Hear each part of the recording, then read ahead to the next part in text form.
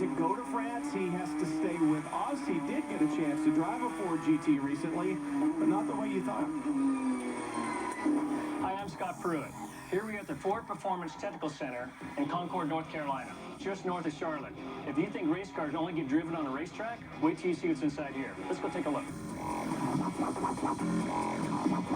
When we talk about race car driving, you have to think about it in a different way, a virtual way. And what does that mean? A lot of manpower, a lot of computing power, a lot of technology, and all that's happening right here behind me and behind these doors. And here it is, folks, Ford's $3 million simulator. An amazing piece of equipment. It lets us drivers drive all over the world without spilling one drop of fuel and no chance of getting hurt. So the key to all this is realism. When I get in this car, everything is as it should be. The steering, the pedals, the shifting, everything. So my brain and what I see and what I feel is absolute reality.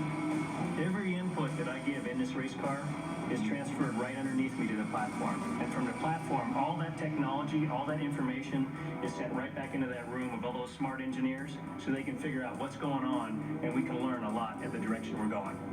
So enough with all the talk. Let's go take a couple laps at Le Mans.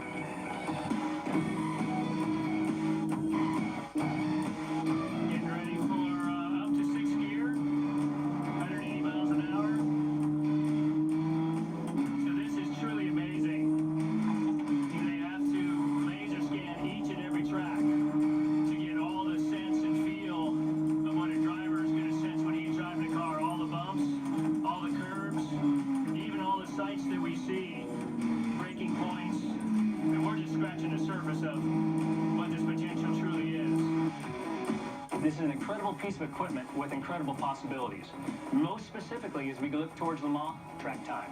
You never know what you're going to get, but whatever it is, it's going to be very, very limited. I don't care if you're a veteran or a rookie, whatever the case might be, this piece of equipment is invaluable to have. Good stuff, and now back on board a more complete version of a Ford GT. Now think back, Scott, to you stepped out of go-karts and you started your career in cars. If somebody had told you then, well, one day you'll drive a simulator and we'll be able to come up with setups and we'll be able to map everything, it'll be just like driving the car, would you look at them and said, you're out of your Absolutely. I mean, you know, this would have been such a great tool to have when I went to Bathurst, because here I was, a track that you can't drive on except the race weekend, shifting with your left hand. I mean, you're a fish out of water. This technology has just been so cool over the years, and it's really at its infancy. I mean, things are getting up and going. All the major guys, Toyota, Porsche, everybody has those. I do see the Porsche work their way into the pits for another plant stop. All that technology, they're still learning how to tie it all together. And what we've seen over the last 5 years is nothing short of what we're going to see over the next coming 5 years, which is going to be just truly incredible. Mark Webber getting in the car right now. That Porsche did make it to pit lane. One of the things with the simulator that a few years ago the ACO mandated was that all rookies go and get time on the simulator, and that to me really said a lot about where the technology is. And I guess I got to go back on something. I have drove Le Mans in the dry. Yeah, I was going to say, that was in the dry.